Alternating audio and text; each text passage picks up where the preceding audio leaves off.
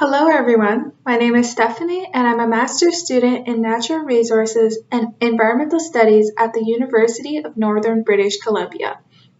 I'd like to thank you all for tuning into my poster presentation today.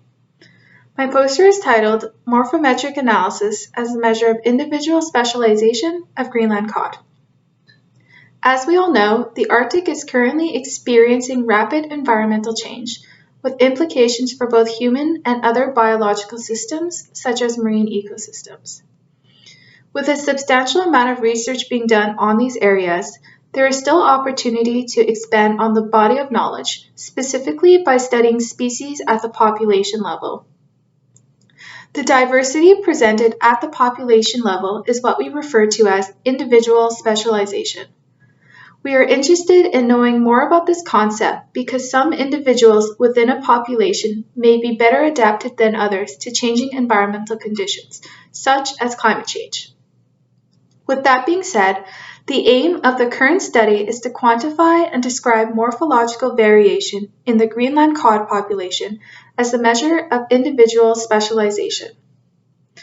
Photographs and biological samples of each fish were collected in the marine ecosystem off the coast of Ulahukto Northwest Territories, located in the Western Canadian Arctic. Next, morphometric analysis was done, which entailed the collection of landmarks and linear distances from each photograph. For each individual photograph, these landmarks and linear distances were then compared across the entire sample group. As shown in Figure 3, analysis of the photographs through k-means clustering and principal component analysis showed the presence of two cluster groups, or in this case, two distinct morphotypes. If we go one step further, we can see that in Figure 4, linear distances such as head length and snout length are significantly different between the two cluster groups.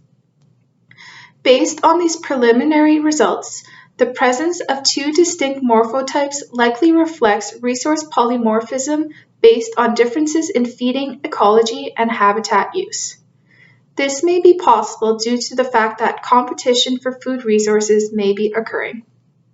The next step in this research will be linking the morphological data with stable isotope data to further investigate specialist and generalist feeding behaviors within this population. This research intends to inform fisheries co-management in the Western Canadian Arctic by providing insight on how resilient fish populations are within the marine ecosystem and how they will adapt to environmental change in the future. To conclude, I'd like to thank my co-authors listed above, as well as all research partners involved. I'd also like to give a special thank you to the community of Ulahukto for allowing this project to take place and for their continued support. Finally, thank you to ArcticNet for inviting me here today, and thank you to the audience for listening to my presentation.